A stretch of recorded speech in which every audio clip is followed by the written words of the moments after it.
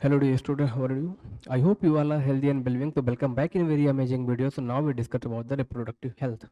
अभी तक बेटा हमने रिप्रोडक्शन पढ़ लिया है।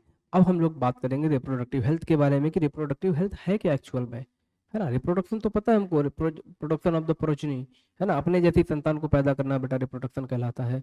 अब रिप्रोडक्टिव हेल्थ क्या है, हम रिप्रोडक्टिव फिट कैसे रहें, हमारे रिप्रोडक्टिव ऑर्गन हेल्दी कैसे रहें, इस चैप्टर में हम लोग सारी की सारी चीज़ों के बारे में डिस्कस करेंगे कि रिप्रोडक्टिव हेल्दी क्या होता है, रिप्रोडक्टिव हेल्थ क्या होती है, उसके बारे में आप डिस्कस करते हैं। ठीक है बेटा, यहाँ पे आपकी एनसीईआरटी का ही पैराग्राफ है। एनसीईआरटी का पैराग्राफ क्या है उसके बारे में देखते हैं। आपने पढ़ा है, आपने you have learn about the human reproduction, आपने रिप्रोडक्टिव सिस्टम के बारे में पढ़ लिया है, ह्यूमन रिप्रोडक्टिव सिस्टम के बारे में पढ़ लिया है, एंड इट्स फंक्शन, और उसके फंक्शन के बारे में पढ़ लिया है कि कैसे होते हैं फंक्शन। ठीक है, लेट्स डिस्कस नाउ। अब हम लोग डिस्कस करेंगे closely related to the topic reproductive health. अब हम लोग रिप्रोडक्टिव हेल्थ के बारे में इस चैप्टर में देखेंगे। What do we understand by the this term, आप रिप्रोडक्टिव हेल्थ टर्म से क्या समझते हो, इसका मतलब क्या है कि यहाँ पे कहीं ऐसा बात कर रहे हैं कि हमारे रिप्रोडक्टिव जो सिस्टम है वो हेल्दी रहना चाहिए। हेल्थ का मतलब होता है हमारा टोटल वेलबींग, हमारी बॉडी मेंटली फिट हो, फिजिकली फिट हो, इमोशनली फिट हो, सोशली फिट हो, हमें कोई बीमारियां ना हो, मतलब कोई हमारे पैथोजन बॉडी में ना हो। ठीक है, तो ये टोटल होता है हेल्थ की डिफिनीशन। अब यहाँ पे हेल्दी का मतलब है कि हमारे रिप्रोडक्टिव ऑर्गन जो है वो हेल्दी होने चाहिए, प्रॉपर फंक्शनिंग करने चाहिए, और हम लोग कैपेबल होने चाहिए रिप्रोडक्शन के लिए। ठीक है, इसका मतलब क्या है, simply term healthy reproductive organ, यहाँ पे सिंपल सा मतलब है इसका healthy reproductive organ and normal function जो कर रहे हैं वो क्या है, रिप्रोडक्टिव हेल्दी है। ठीक है, however it can sorry it has a broader perspective and include the emotions and social aspects reproductive also, है ना। मैंने बताया ना, हेल्दी का मतलब होता है total wellbeing, mental physical social सब तरह से फिट है, तो वो क्या हेल्दी है। अकॉर्डिंग टू बेटा वर्ल्ड हेल्थ ऑर्गेनाइजेशन WHO के द्वारा एक हेल्थ की डिफिनीशन दी गई, reproductive health means total wellbeing. क्या बेटा, टोटल वेलबिंग, ऑल एस्पेक्ट, सभी पहलुओं में से टोटल वेलबिंग रिप्रोडक्शन, जैसे फिजिकल फिट होना चाहिए, इमोशनल फिट होना चाहिए, बिहेवियरल फिट होना चाहिए, और सोशली फिट होना चाहिए। ये क्या है, रिप्रोडक्टिव मतलब एक हेल्थ की डिफिनीशन दी गई वर्ल्ड हेल्थ ऑर्गेनाइजेशन के द्वारा, जिसको हम लोग बोलते हैं WHO।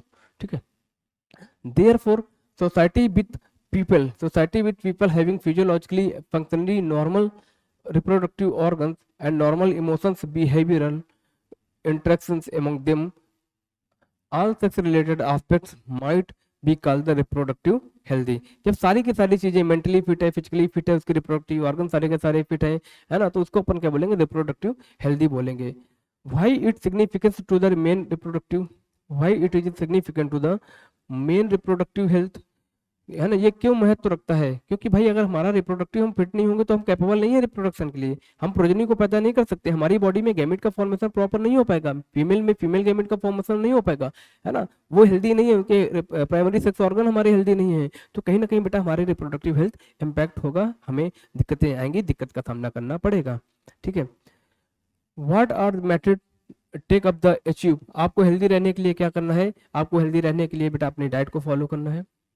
ठीक है, आपके रिप्रोडक्टिव, आपको कोई बीमारी है, सपोज आपको कोई दिक्कत होगी, कुछ आ गया, कोई इन्फेक्शन हो गया आपको, तो आपको डॉक्टर से कंसल्ट करना है, प्रॉपर तरीके से ट्रीटमेंट लेना है उसका, ताकि आगे और दिक्कत ना बढ़े, है ना। हमारे सपोज किसी को इचिंग हो गई, है ना, किसी को रिंगम का इन्फेक्शन हो गया, सपोज किसी फीमेल को यूटीआई हो गया, यूरिनरी ट्रैक्ट में इन्फेक्शन हो गया, तो बेटा उसकी प्रॉपर दवा लेनी है ना यार, ट्रीटमेंट लेना है। अगर यूटीआई फिर घातक हो जाएगा, खतरनाक हो जाएगा, है ना, यूटीआई से बहुत सारी दिक्कतें रिलेट हो जाएंगी। यूटीआई मेल में फीमेल में दोनों में हो सकता है, बट मोस्ट कॉमन जो देखने को मिलता है फीमेल में होता है, क्योंकि वहाँ पे यूरेथ्रा का जो लेंथ होता है वो कम होता है। फीमेल में जो टॉयलेट पी करने का पोजीशन होता है बेटा, वो सिट डाउन करके बैठ के होता है, तो बैठेंगे तो जमीन में क्या होता है, वहाँ पे बैक्टीरिया भी तो घूमते हैं, है ना, जर्म। और हम लोग क्या करते हैं बेटा, खड़े होके टॉयलेट करते हैं, तो उस टाइम क्या होता है कि डायरेक्ट कांटेक्ट नहीं हो पाता है हमारा अर्थ के साथ में, जमीन के साथ में, तो हमारी बॉडी में बैक्टीरिया और इन्फेक्शन होने के चांसेस कम होते हैं, यूटीआई इन्फेक्शन होने के चांसेस कम होते हैं, बट ऐसा नहीं कि होता नहीं, होता है।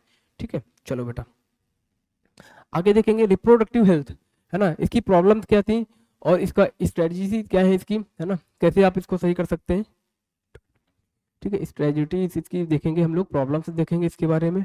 ठीक है, India India was among the first country, India बेटा सबसे पहली कंट्री थी वर्ल्ड में जिन्होंने अपना एक एक्शन प्लान लॉन्च किया था, प्रोग्राम लॉन्च किया था एट नेशनल लेवल, पूरे राष्ट्र लेवल पे, जिसको कि हम लोग टोटल रिप्रोडक्टिव हेल्थ रहेगा, है ना, टोटल रिप्रोडक्टिव हेल्थ के लिए एक प्रोग्राम लॉन्च किया था, ठीक है। और एक as a social goal this programme को हम लोग क्या बोलते थे, फैमिली प्लानिंग बोलते थे। फैमिली प्लानिंग का मतलब था कि हम फैमिली को प्लान करके ही बच्चे पैदा करेंगे, है ना, मतलब हम एक सही टाइम पे बच्चे को पैदा करेंगे और सही ढंग से चीज़ों को करेंगे, ठीक है।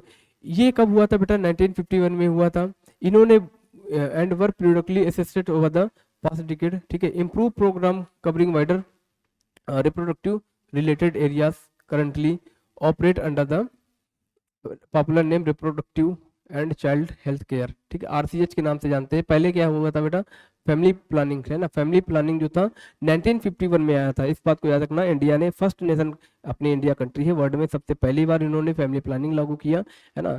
और फिर अब इसको टाइम टू टाइम क्या किया गया बेटा, इस फैमिली प्लानिंग को इम्प्रूव किया गया। अब इसमें हम लोग जो नई डिफिनीशन के हिसाब से इसको अपन क्या कर दिया, reproductive and child health care, इसमें बच्चे का भी ख्याल रखा गया, है ना। चाइल्ड हेल्थ केयर के बारे में प्रोग्राम को बोला गया, ठीक है। इसमें अवेयरनेस को हम लोग क्रिएट कर रहे थे, अवेयरनेस क्रिएट कर रहे थे पीपल में about various reproductive related issues, है ना, वेरियस रिप्रोडक्टिव रिलेटेड आस्पेक्ट, ठीक है। आस्पेक्ट का मतलब होता है बेटा पहलू, और उनको एक अच्छी फैसिलिटीज प्रोवाइड कराना, उनको सपोर्ट करना। किस लिए सपोर्ट करना, build a reproductive healthy society, एक हेल्दी सोसाइटी को बनाने के लिए उनको सपोर्ट करना, ठीक है। इस प्रोग्राम के अंदर बेटा बहुत सारे मेजर मेजर टास्क आते थे, ठीक है। अब यहाँ पे क्या था, ये जो था ये कैसे किया जा रहा था, with the help of audio visual printed media governmental and non governmental organisation, मतलब एजेंसीज, है ना, एनजीओ के फॉर्म में इसको किया जा रहा था। ऑडियो विजुअल मतलब टीवी टेलीविजन के माध्यम से, न्यूज़पेपर के माध्यम से यहाँ पे सभी को एक जागरूक किया जा रहा था फैमिली प्लानिंग के बारे में, आरसीएच के बारे में, ठीक है। हेल्दी सोसाइटी कैसे रखना है, कैसे अपने आप को मेंटेन करके रखना है, इन सब के बारे में, ठीक है। और यहाँ पे रिप्रोडक्टिव रिलेटेड एस्पेक्ट के बारे में लोगों को अवेयरनेस दी जा रही थी, ठीक है। पेरेंट्स के द्वारा, क्लोज रिलेटिव के द्वारा, टीचर्स के द्वारा, फ्रेंड्स के द्वारा, ये भी मेजर रोल प्ले कर रहे थे, ठीक है। ये भी मेजर रोल प्ले कर रहे थे लोगों को बताने में, समझाने में, ठीक है, इस इंफॉर्मेशन को डिलीवर करने में।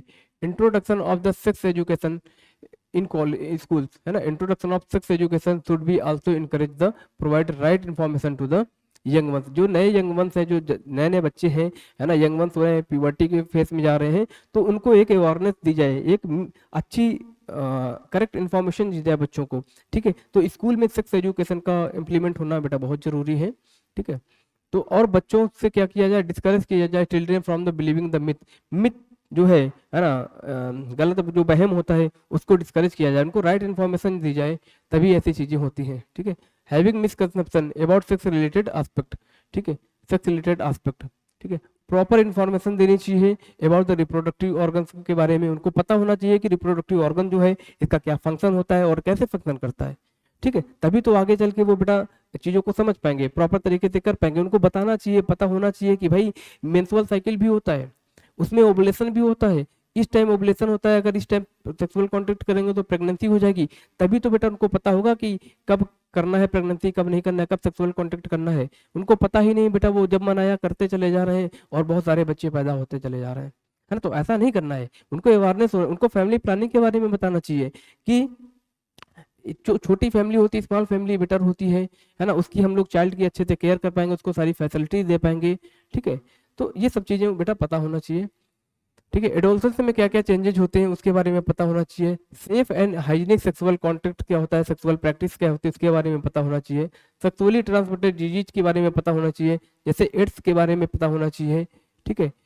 स्पेशली दो एडोलसेंस एज ग्रुप, एडोलसेंस जो एज ग्रुप पे है, ठीक है, चाइल्डहुड और एडल्टहुड के बीच की जो स्टेज होती है इसको एडोलसेंस बोलते हैं। यहाँ पे क्या होता है बेटा, बच्चे में बहुत हार्मोनल चेंजमेंट होता है ना, उनका जो एक मेंटल चेंजमेंट होता है ना, इमोशनल चेंजमेंट आते हैं, बहुत सारे चेंजमेंट आते हैं, तो उनको पता होना चाहिए प्रॉपर, तभी आगे चल के वो हेल्दी लाइफ जी पाएंगे, है ना। कि हेल्दी लाइफ जीना है तो क्या करना चाहिए, सेक्सुअल ट्रांसमिटेड डिजीज से बचना चाहिए, एड्स क्या होता है उसके बारे में पता होना चाहिए, ठीक है। कौन सी बैक्टीरिया की डिजीज है, कौन सी वायरस से डिजीज है, कौन सी डिजीज से क्या दिक्कत होती है, कौन सी डिजीज किस ऑर्गन को मतलब हार्म करती है, इन सब के बारे में पता होना चाहिए, तभी आप हेल्दी सोसाइटी बना पाएंगे, ठीक है। पीपल को एजुकेटिंग करना है, स्पेशली फर्टाइल कपल को, है ना, जो बच्चे जो मैरिजेबल एज ग्रुप है, जिसकी शादी हो चुकी है, अब शादी होगी तो वो भाई बच्चे पैदा करेंगे, जाहिर सी दुनिया का नियम है बेटा। अगर हम अपनी स्पीसीज को बचाना चाहते हैं तो हमको रिप्रोडक्शन करना ही पड़ेगा, वरना एक टाइम के बाद हमारी स्पीसीज खत्म हो जाएगी, होमोसेपियंस ही खत्म हो जाएंगे। तो रिप्रोडक्शन बेटा बहुत जरूरी है,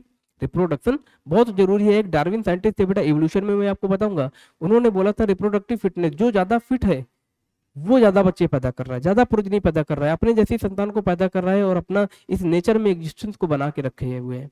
ठीक है, उसको बोला था नेचुरल सिलेक्शन, है ना। जो नेचर के हिसाब से अपने आप को फिट है वो क्या कर लेगा, सर्वाइव कर पाएगा। जो फिट नहीं रख पाएगा वो क्या हो जाएगा, इलिमिनेट कर दिया जाएगा, मार दिया जाएगा। ठीक है, चलो और क्या बताता है about the available birth control में ऑप्शन, बर्थ कंट्रोल ऑप्शन के बारे में बताना होना चाहिए। Care of the pregnant mother, pregnant mother की कैसे केयर करनी है उसके बारे में पता होना चाहिए।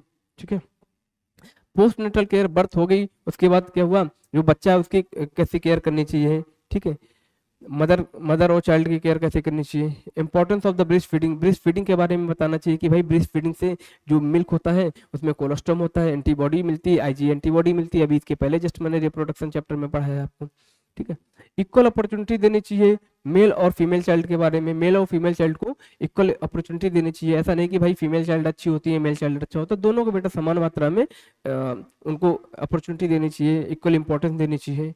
ठीक है, ये importance bring about the social continuous family desire. ठीक है, हाँ, और आपको एक अपने हिसाब से अपनी एक छोटी सी फैमिली को क्रिएट करना चाहिए। ठीक है, आपको अवेयरनेस फैलाना चाहिए problem due to the uncontrol population. आपको ये भी बताना चाहिए कि भाई अगर हम अनकंट्रोल रिप्रोडक्शन कर रहे हैं, पॉपुलेशन बढ़ाए चले जा रहे हैं, तो हमारी पॉपुलेशन ग्रोथ ज़्यादा बढ़ जाएगी, पॉपुलेशन एक्सप्लोजन हो जाएगा, जिसकी वजह से हमें क्या दिक्कतें देखने को मिलेंगी। ज़्यादा जनसंख्या बढ़ेगी बेटा तो बहुत सारी चीज़ों के लिए कंपटीशन भी बढ़ेगा, है ना, तो बहुत सारी दिक्कतों का सामना करना पड़ेगा। इसीलिए बोलते हैं छोटी फैमिली सुखी फैमिली, है ना। हम दो हमारे दो वाला बेटा जो स्लोगन चला था, फैमिली प्लानिंग हुआ था, वो इसीलिए हुआ था। ठीक है, सोशल इविल्स के बारे में बताना चाहिए, सेक्स इब्यूज का क्या प्रॉब्लम्स हो सकती है, सेक्स रिलेटेड क्राइम्स के बारे में बताना चाहिए। ठीक है, तो इन सब के बारे में बेटा हमको बताना चाहिए, इन सब के बारे में हमको हेल्दी सोसाइटी बनाने के लिए ये सारी की सारी चीज़ें जरूरी होती हैं। Successfully implementation various action plans to attain reproductive health, है ना। रिप्रोडक्टिव हेल्थ को अटेन करने के लिए यहाँ पे सक्सेसफुली कुछ प्लान्स को इम्प्लीमेंट किया गया है।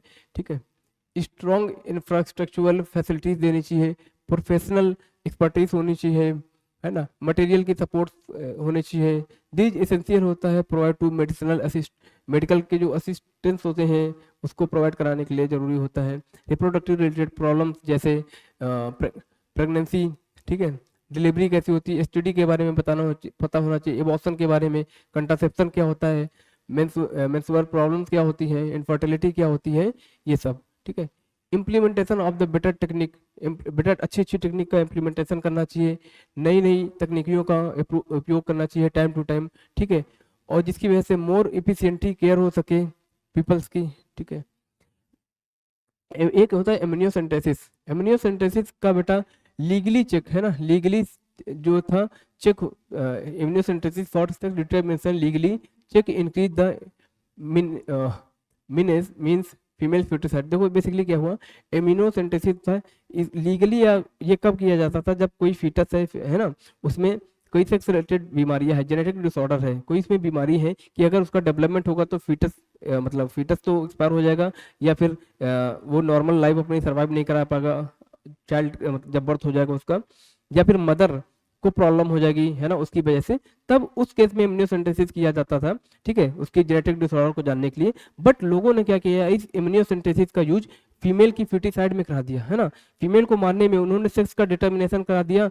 और इम्यूनोसेंटेसिस बेसिकली क्या होता है, एमनियोटिक फ्लूइड जो होता है प्लेसेंटा के अंदर, जो बेबी के चारों तरफ, फीटस के चारों तरफ प्रेजेंट होता है, उसको सिरिंज से निकाल के उसकी लैब में टेस्टिंग करा दिया। उससे पता चल जाता है कि इसमें मेल चाइल्ड है कि फीमेल चाइल्ड है। अगर फीमेल चाइल्ड होता था तो उसको वो अबॉर्ट करा देते थे, तो ये बहुत गलत तरीका था। इसलिए सरकार ने बेटा इसमें बैन लगा दिया कि आप सेक्स डिटर्मिनेशन नहीं कर सकते एमनियोसेंटेसिस से। अगर ऐसा आप करते हुए पकड़े गए तो आपको जेल हो सकती है, जो डॉक्टर करेगा, जो हॉस्पिटल करेगा, उसके लाइसेंस को रद्द कर दिया जाएगा। ठीक है, तो ये सारी की सारी चीजें होती है। ठीक है, इन एमनियोसेंटेसिस सब एमनियोटिक फ्लूइड जो होता है वो डेवलपिंग फीटस से ले लिया जाता है और उसको फीटल सेल को एनालाइज किया जाता है, जो कि उस एमनियोटिक फ्लूइड में डिजॉल्व सब्सटेंस होते हैं उसको एनालाइज किया जाता है और यूज किए जाते हैं test for the presence of the certain genetic disorder. ठीक है, जैसे डाउन सिंड्रोम हो गया, हेमियोफीलिया हो गया, सिकल सेल एनीमिया हो गया, determine the survivability of the foetus की फीटस सर्वाइव कर पाएगा कि नहीं कर पाएगा, इन सब के लिए किया जाता था। बट लोगों ने क्या किया, इसका मिसयूज करना शुरू कर दिया। ठीक है, मिसयूज कर दिया और उसको क्या किया, फीमेल को मारने का काम कराना शुरू कर दिया उसमें, इस वजह से उसको बैन कर दिया गया था। Research various of reproductive related area से encourage the support of the governmental.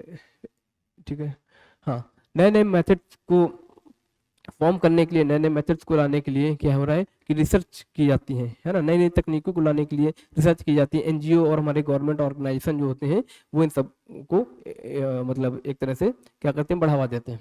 ठीक है, डू यू नो द सैली, सैली के बारे में आप जानते हो? ठीक है, सैली के बारे में आप जानते हो, सैली क्या होता है?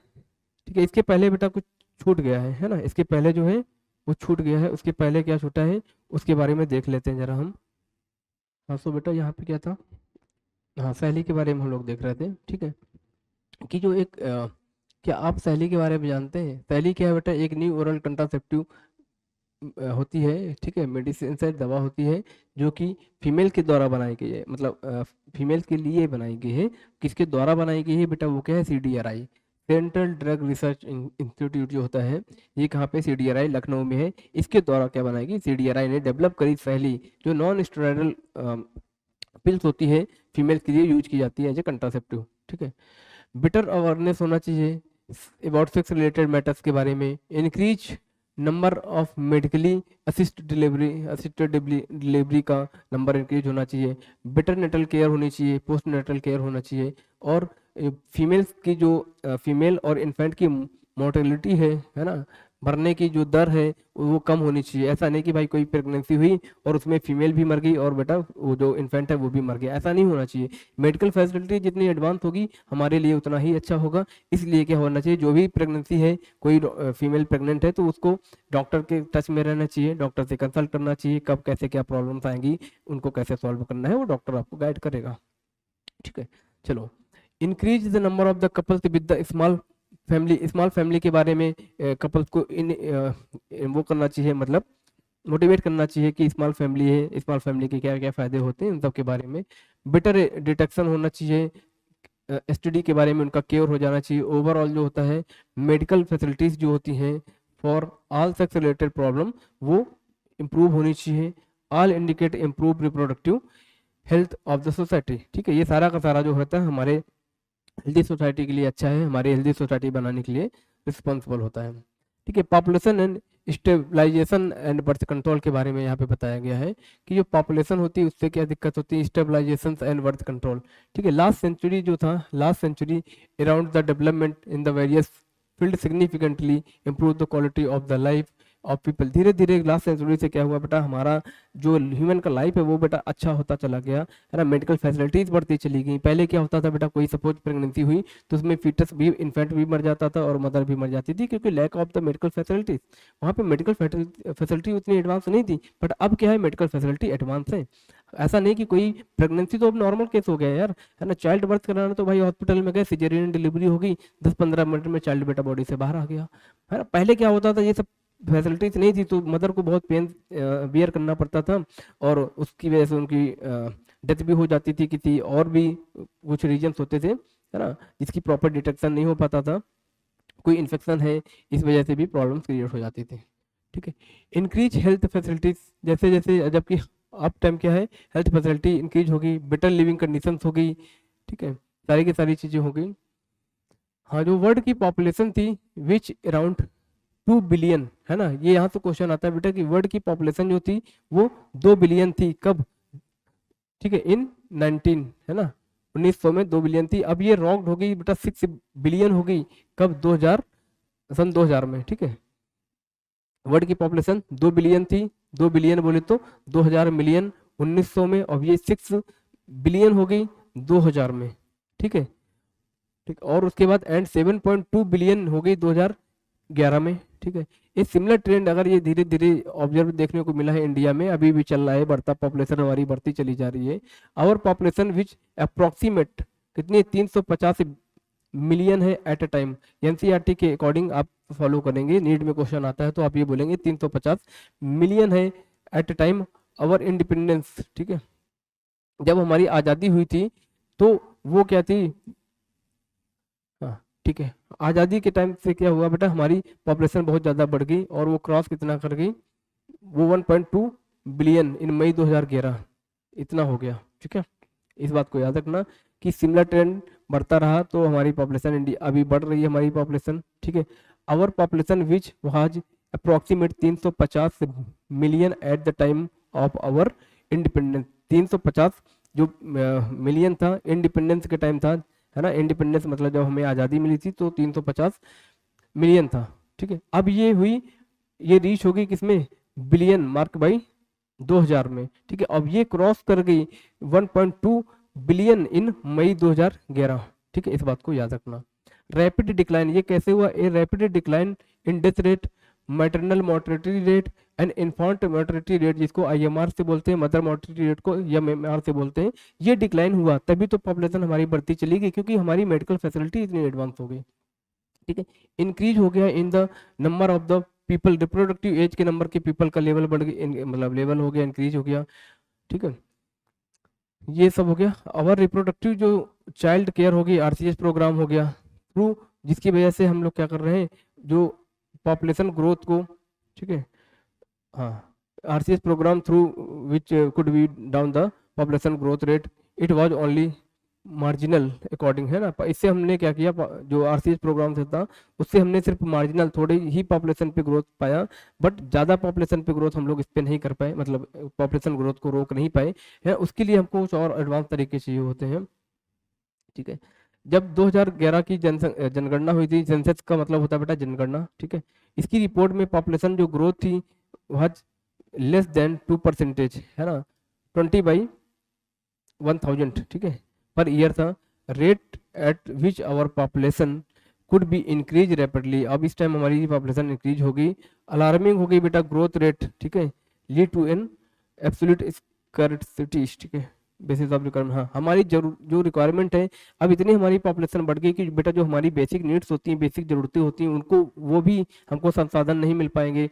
ठीक है, उसके लिए भी हमको क्या करना पड़ेगा, स्कार्सिटी झेलनी पड़ेगी। ठीक है, बेसिक रिक्वायरमेंट जैसे फूड, शेल्टर और क्लॉथिंग, इन सब के लिए भी हमको बहुत सारी स्कार्सिटी झेलनी पड़ेगी। ठीक है, ठीक है, ये क्या है, पॉपुलेशन ग्रोथ को, पॉपुलेशन कंट्रोल करने के लिए हमारी गवर्नमेंट अलग अलग नए नियम चलाते रहते हैं, है ना। कंट्रासेप्टिव मेथड्स के बारे में बताया जाता है, इन सब के बारे में बेटा चलता रहता है। अब क्या मोस्ट इंपॉर्टेंट स्टेप क्या होता है, overcome the problem in the motivate. ठीक है, ठीक है, आपको क्या करना है कि स्मॉल फैमिली के बारे में लोगों को मोटिवेट करना है, स्मॉल फैमिली के बारे में मोटिवेट करना है ना। वेरियस कंट्रासेप्टिव मेथड्स के बारे में बताना है कि इस मेथड का यूज करो, कॉन्डोम का यूज करो, इन सब के बारे में बताना है। ठीक है, आपने मीडिया में देखा होगा, पोस्टर्स वगैरह में, इन सब में इसके एडवर्टाइजमेंट आते रहते हैं। हैप्पी कपल्स विथ 2 चाइल्ड, ये बताना है उसके बारे में, विथ स्लोगन जो था बेटा, हम दो हमारे दो, है ना, हम दो और हमारे दो, वी टू अवर टू वाला जो सिस्टम था, मैनी कपल्स इसको अडॉप्ट किए, मोस्टली यंग वंस। ठीक है, अर्बन एरिया में जो रहते हैं, वर्किंग वंस होते हैं, वो सिर्फ एक चाइल्ड को ही पैदा करते हैं। ठीक है, 1 चाइल्ड नॉर्मल रखते हैं कि हम एक चाइल्ड पैदा करेंगे, क्योंकि हम वर्किंग है, उतनी हम देख रेख नहीं कर पाएंगे, इसलिए अपन को क्या है भाई, एक चाइल्ड करना है, छोटी फैमिली, स्मॉल फैमिली, हम दो हमारे दो वाला सिस्टम सही है। ठीक है, धीरे धीरे क्या हुआ, मैरिजेबल एज को भी क्या किया गया, बढ़ा दिया गया। फीमेल पहले क्या था, बच्चों की जो फीमेल्स की एज बहुत शादी बहुत जल्दी हो जाती थी, छोटी होती थी, 10 साल 8 साल 9 साल में शादी हो जाती थी, उसको बढ़ा के बेटा क्या कर दिया गया, 18 साल में कर दिया गया। ठीक है, मेल्स में 21 साल में कर दिया गया इसकी। ठीक है, और जो इंसेंटिव था स्मॉल फैमिली को दिया जा रहा था, मतलब उनको एक प्रोत्साहन दिया जा रहा था कि अगर आपके 2 बच्चे हैं, 1 बच्चे हैं, तो आपको प्रोत्साहन में, पहले जमाने में रेडियो दे देते थे, है ना, अलग अलग चीजें मिलती थी, है ना, प्रोत्साहन एक तरह से इंसेंटिव देना उसको, मतलब उसको अप्रिसिएट करना कि नहीं ठीक है, आपने मेरे रूल को फॉलो किया है, आपने 2 बच्चे पैदा करे, हम दो हमारे दो वाला सिस्टम किया आपने, तो आप बहुत अच्छे इंसान हैं। ठीक है, आप भारत के बारे में, वर्ल्ड के बारे में सोच रहे हैं कि पॉपुलेशन ना बढ़े, आप उसमें महत्वपूर्ण योगदान दे रहे हैं, इसलिए आपको इंसेंटिव दिया जाता है। ठीक है, ठीक है, ये हो गया। हाँ, कॉमनली यूज ऑफ कंट्रासेप्टिव के बारे में बेसिकली बताए जाते हैं, उसके मेथड्स के बारे में बताए जाते हैं। प्रिवेंट एडवांटेज प्रेगनेंसी को कैसे रोका जाए उसके बारे में बताया जाता है। आइडियल कंट्रासेप्टिव मेथड क्या होते हैं, यूजर फ्रेंडली होनी चाहिए। कंट्रासेप्टिव मेथड का मतलब होता है यार कि जो प्रेगनेंसी को रोके, जो प्रेगनेंसी को ना होने दें, ठीक है। सपोज किसी को 2 चाइल्ड चाहिए, ठीक है, उसके 2 बच्चे हो गए। अब क्या चाहता है कि वो प्रेगनेंसी ना हो, बट भाई वो सेक्सुअल कांटेक्ट अपनी बीवी के साथ तो नहीं बंद करेगा ना, अपनी पार्टनर के साथ सेक्सुअल कांटेक्ट करेगा। भाई जाहिर सी बात है ना यार, सबकी बॉडी की नीड्स होती है, फिजिकल नीड्स होती हैं, कुछ इमोशनल नीड्स होती हैं, ठीक है। तो सब आपस में क्या करते हैं, वहाँ पे इमोशंस और सेक्सुअल कांटेक्ट वगैरह वो सब चलता रहता है यार सिस्टम, ठीक है। शादी हुई है तो चलेगा। अब यहाँ पे क्या है, तो उसके 2 चाइल्ड है। अब भाई अब फीमेल जो है यंग है, उसमें मेंस्ट्रुअल साइकिल होगा ही होगा, ठीक है। तो वो मेंस्ट्रुअल साइकिल को तो रोक नहीं सकता, तो कंट्रासेप्टिव मेथड्स का यूज करेगा वो, है ना, कॉन्डोम का यूज करेगा। कॉन्डोम एक टाइप का बेटा फिजिकल बैरियर का मेथड होता है। मेल कॉन्डोम फीमेल कॉन्डोम दोनों आते हैं, है ना। तो मेल क्या करेगा, अपने पेनिस में कॉन्डोम को पहन लेगा, उसके बाद क्या करेगा, सेक्सुअल कॉन्टेक्ट करेगा, ठीक है। उससे क्या होगा कि जो मेल है उसका जो सीमेन है वो फीमेल की रिप्रोडक्टिव ट्रैक्ट में नहीं जाएगा और फर्टिलाइजेशन नहीं होगा, प्रेगनेंसी नहीं होगी, चाइल्ड बर्थ नहीं होगा। चाइल्ड बर्थ नहीं होगा तो बेटा पॉपुलेशन नहीं बढ़ेगी, ठीक है। तो ये चीजें हैं, इसलिए कंट्रासेप्टिव मेथड्स के बारे में पता होना चाहिए। कंट्रासेप्टिव आइडियल, आइडियल का मतलब होता है जो एक तरह से सारे रूल्स को फॉलो कर रही है, तो वो कैसी होनी चाहिए, यूजर फ्रेंडली होनी चाहिए और इजिली अवेलेबल होना चाहिए और इफेक्टिव होनी चाहिए और रिवर्सिबल होना चाहिए। कोई इसका साइड इफेक्ट नहीं होना चाहिए। यूजर फ्रेंडली का मतलब है वो आसानी से मिल जानी चाहिए, है ना। कॉन्डोम बेटा आपको मेडिकल स्टोर में मिल जाता है, ठीक है, आप ले आते हो। और यहाँ पे क्या है, नो साइड इफेक्ट, उसका कॉन्डोम लगाने का कोई साइड इफेक्ट नहीं है, ठीक है। इजिली अवेलेबल है, आसानी से मिल जा रहा है, ठीक है। और क्या होता है, रिवर्सिबल होता है। ऐसा नहीं कि भाई आपने कॉन्डोम एक बार यूज किया तो उसके बाद आप पापा नहीं बन पाओगे, ठीक है, या मम्मी नहीं बन पाओगे, ऐसा नहीं है। कॉन्डोम हटाया, यूज हो गया, उसके बाद डिस्पोज कर दिया, फिर से आप अगर प्रेगनेंसी करना चाहते हैं तो आप नॉर्मल कर सकते हैं विदाउट एनी प्रोटेक्शन, ठीक है। तो ये हो गया, रिवर्सिबल होता है, कोई साइड इफेक्ट नहीं होता है, यूजर फ्रेंडली होता है, प्राइवेसी को देता है। ऐसा नहीं कि भाई आपको कॉन्डोम लगाना है तो आपको डॉक्टर को बुलाना पड़े, है ना, ऐसा नहीं होना चाहिए। तो प्राइवेसी आपकी खत्म हो जाएगी, है ना। दुनिया को पता चल जाएगा कि भाई आप सेक्सुअल कॉन्टेक्ट करने जा रहे हैं, है ना, आप सेक्स करने जा रहे हैं, ये दुनिया को पता चल जाएगा। तो प्राइवेसी को मेंटेन करने के लिए बेटा आप एक ऐसा कंट्रासेप्टिव मेथड दो जो यूजर फ्रेंडली हो, ठीक है, जैसे कॉन्डोम।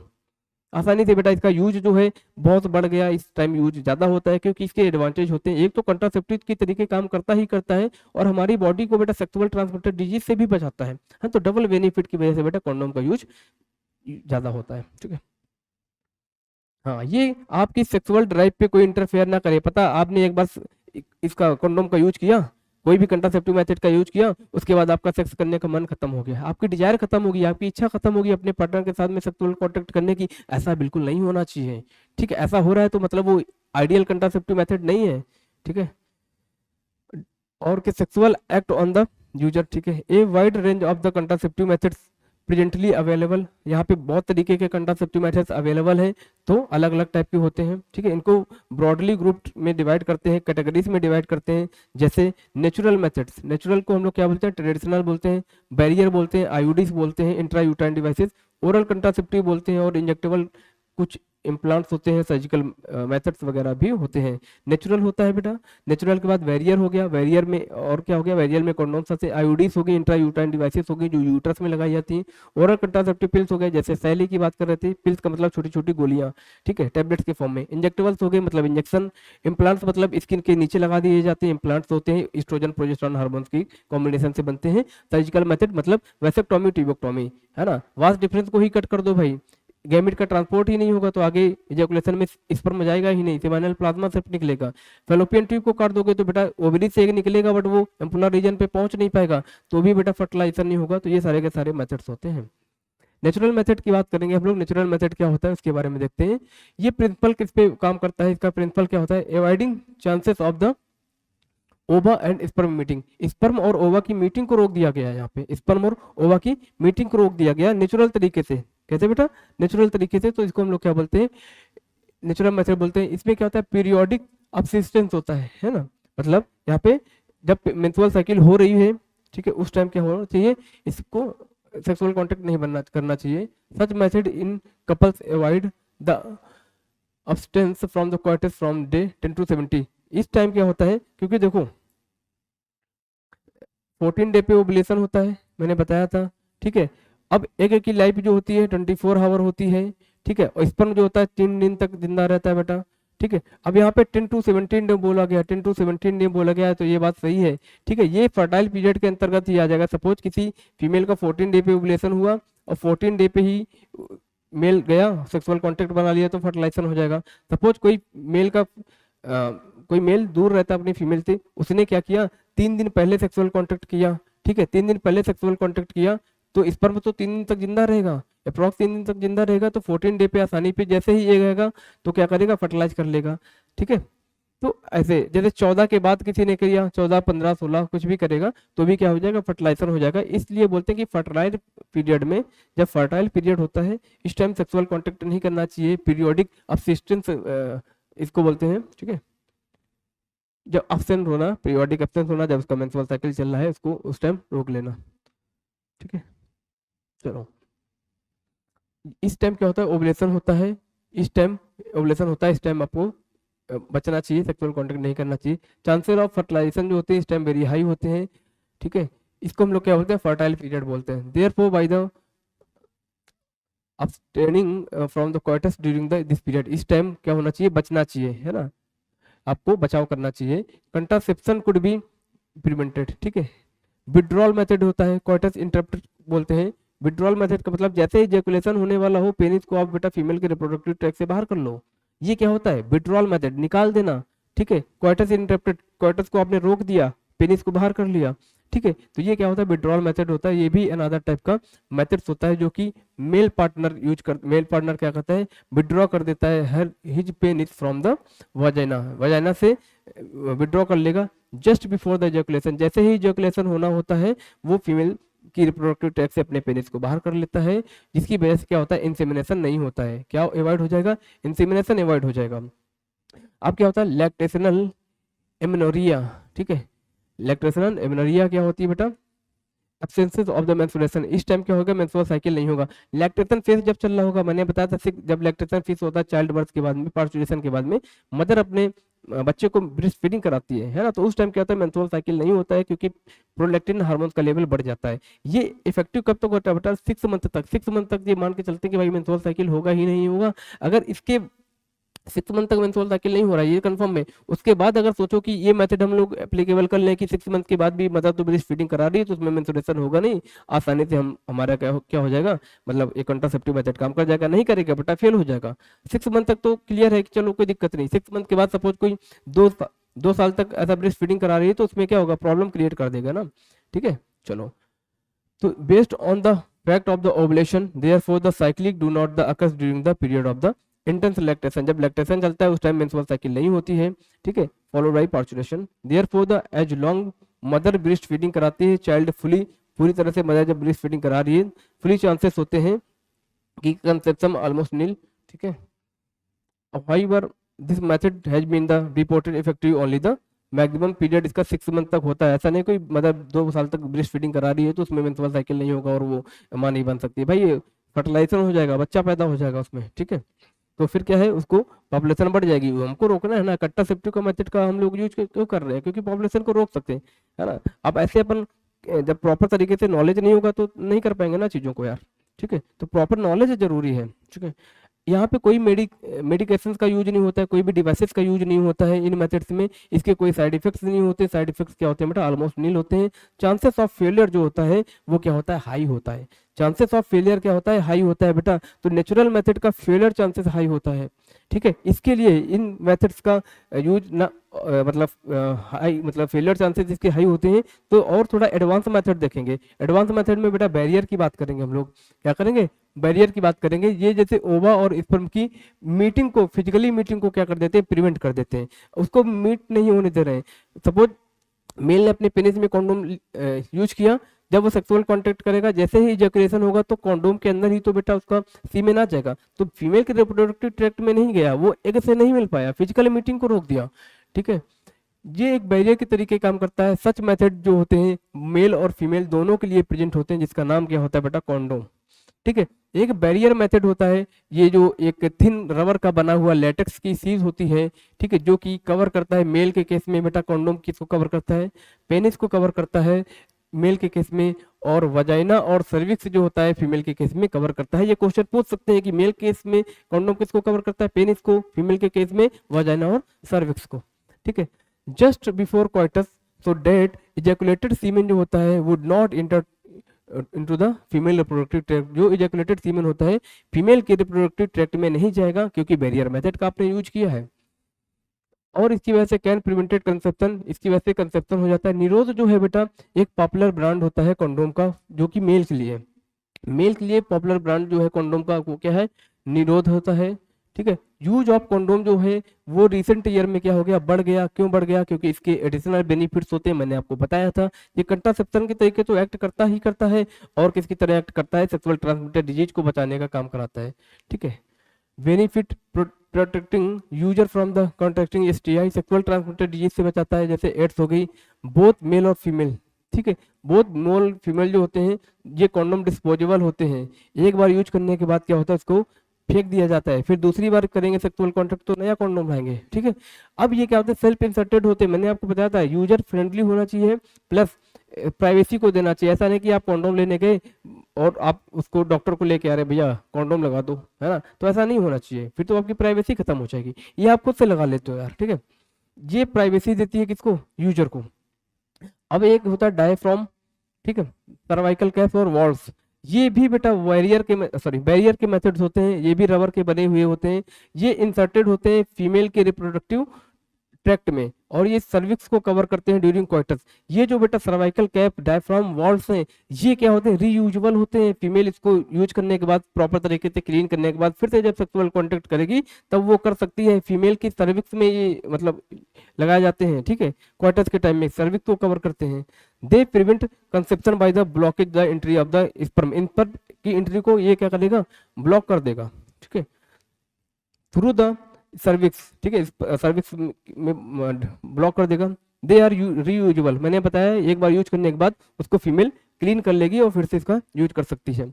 और यहाँ पे क्या होते हैं, स्पर्मिसाइडल क्रीम्स वगैरह होते हैं। स्पर्मिसाइडल्स का मतलब होता है स्पर्म को मारने वाली, साइडल्स का मतलब मारने वाली क्रीम, जो स्पर्म को मारे, स्पर्म की मोटिलिटी को इनहिबिट कर दें, स्पर्म की फर्टिलाइजिंग कैपेसिटी को रिड्यूस कर दें, वो क्या होती है, स्पर्मिसाइडल क्रीम्स होती हैं। अगर उन क्रीम्स का यूज आप फिजिकल बैरियर के साथ करेंगे तो कंट्रासेप्टिव की जो पावर होती है वो बढ़ जाएगी। ठीक है, usually use along with the barrier increase the contraceptive efficiency, contraceptive की एफिशिएंसी को बढ़ा दिया जाएगा। ये बेटा मेल कॉन्डोम होता है, मेल कॉन्डोम मेल के पेनिस को कवर करता है, और ये फीमेल कॉन्डोम नीचे दिखाया गया है, फीमेल कॉन्डोम सर्विक्स और वजाइना को कवर करता है। ये दोनों बेटा कैसे हैं, डिस्पोजेबल हैं, एक बार यूज करने के बाद आप हटा देंगे। बट वॉल्ट और सर्वाइकल कैप और डायफ्राम्स, ठीक है, ये क्या होते हैं, रीयूजेबल होते हैं, ये सिर्फ फीमेल के लिए है, कॉन्डोम मेल फीमेल दोनों के लिए है। चलो, अनदर इफेक्टिव मेथड जो होता है पॉपुलर जो होता है मेथड, जो कि क्या होता है बेटा, इंट्रा यूट्राइन डिवाइस होता है। इंट्रा यूट्राइन डिवाइस को हम लोग पॉपुलर इफेक्टिव मेथड बोलते हैं। इसका मोस्टली बहुत ज़्यादा यूज होता है, फीमेल इसका यूज करती है, इफेक्टिव है, कोई साइड इफेक्ट्स नहीं होते हैं।